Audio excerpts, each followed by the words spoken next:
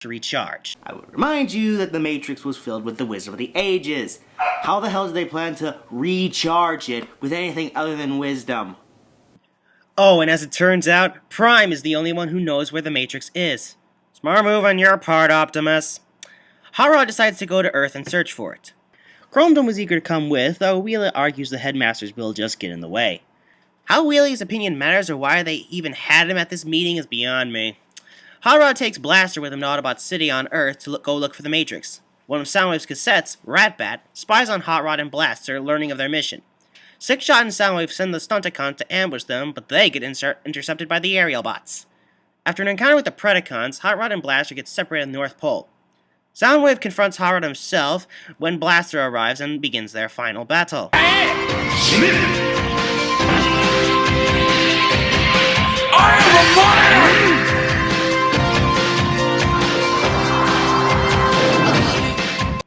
The fight is more brutal than their previous fights, and it doesn't end well for either.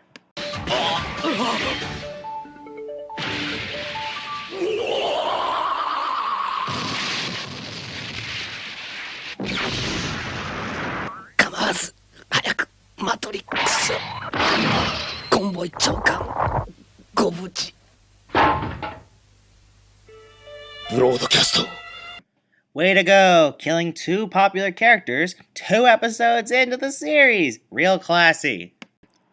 Hot Rod continues the search for the Matrix while Blaster's cassettes... Wait, did Steeljaw just talk? Anyway, Blur, Cup, RC, and Daniel and Wheelie mourn Blaster's death. Do the Headmasters? Of course not. They don't even bring it up. Chromedome does, however, decide that the Headmasters are going to join Hot Rod on Earth. In A Dream is Born, Double Convoy, the Headmasters join Hot Rod, though we don't really see when this happened, it's only explained by the narrator.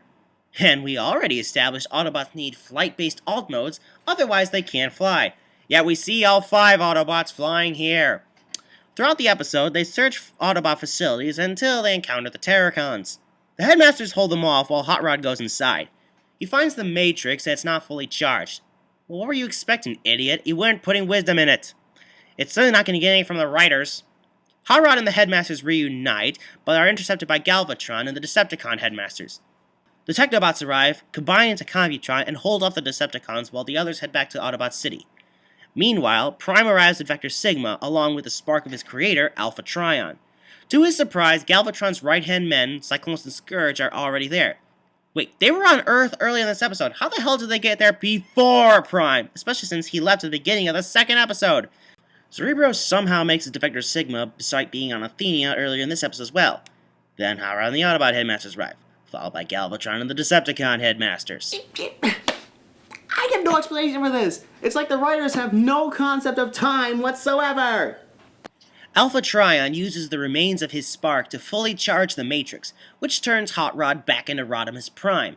Naturally, the 2 Primes kick plenty of ass. 見たか今世紀最大の劇的シーン夢のダブルコンボイ誕生の一瞬やって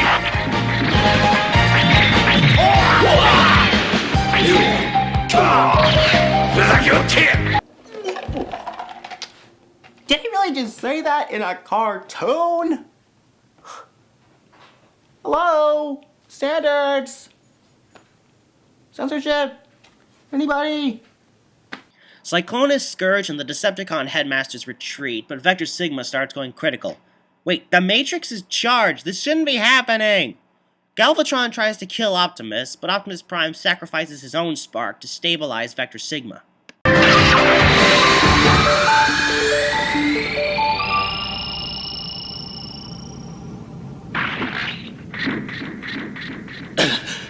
Chokan! Convoy Chokan!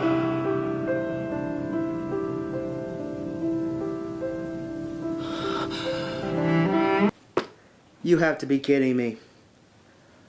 Optimus Prime has now died for the 3rd time in cartoon continuity. So yeah, Rodimus Prime is leader again. He's an inferior leader to Optimus, but his self-doubt from Season 3 is gone, which made him an interesting character, and now he has barely any personality at all. In fact, tons of characters don't have any personalities, despite the fact that Season 3 was available to the writers, so they should know what the characters were like. In fact, the entire time Cup and Blur are on screen, they're just standing around talking about shit we already know. They don't fight, they don't contribute anything useful, and as I said, they only give exposition. There's even an episode where Cerebros, being more condescending than I could have thought, treats them like they have no idea what to do when Rodimus isn't around giving them orders! And RC, the Galbot, who is much a battle prowess as any of the guys, is now working secretary duty on Athenia! What the fuck? Oh, and despite the butchery of RC's character, Carly gets it pretty bad too. Carly, who went to MIT and was far more technologically superior to any of the human characters, save for Chip Chase. Now she's the doting housewife that contributes just as much as Cup and Blur.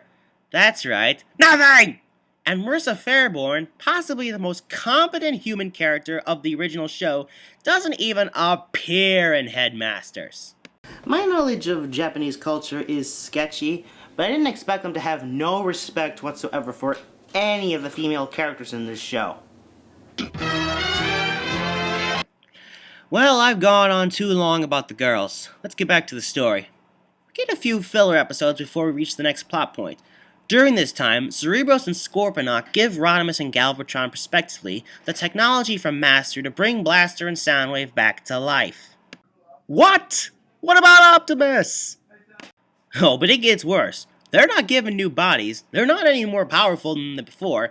The only difference is Soundwave is now black instead of blue, and Blaster is blue instead of red. They're also given new names, Sound Blaster and Twincast. Bullshit. If the only change is a recolor, not new personalities, not new upgrades, nothing at all, then there's no reason for me to call them by their new names. It would be like accepting a Sonic fan character as an official character in the Sonic franchise. They are Soundwave and Blaster. Plain and simple. We also see Scorponok for the first time, though he's cloaked in shadow. The Headmaster's backstory is elaborated a little more. The reason they built their trans sectors in the first place was because when they first landed on Master, it was an inhospitable death trap. They had to go through difficult training to transform into their head modes. Plus we learned they can give head. No, I'm not kidding. They can switch heads in an unexplained, most likely unwritten way, allows them to increase their power levels. In the episode Terror of Six Shadows, the train bots are giving Daniel and Wheelie a tour of Japan when a silhouetted figure threatens the island country, as well as the United States, France, England, Canada, and the Soviet Union to hand over their energy or be destroyed. Yeah, I'm sure the Soviet Union will get right on that in the year 2011. Of course, the Autobots are too stupid to tell if the silhouetted figure is Sixshot. And so are Cyclonus and Scourge. They figure they'll just wait until the terrorist gets the energy and then steal it from him.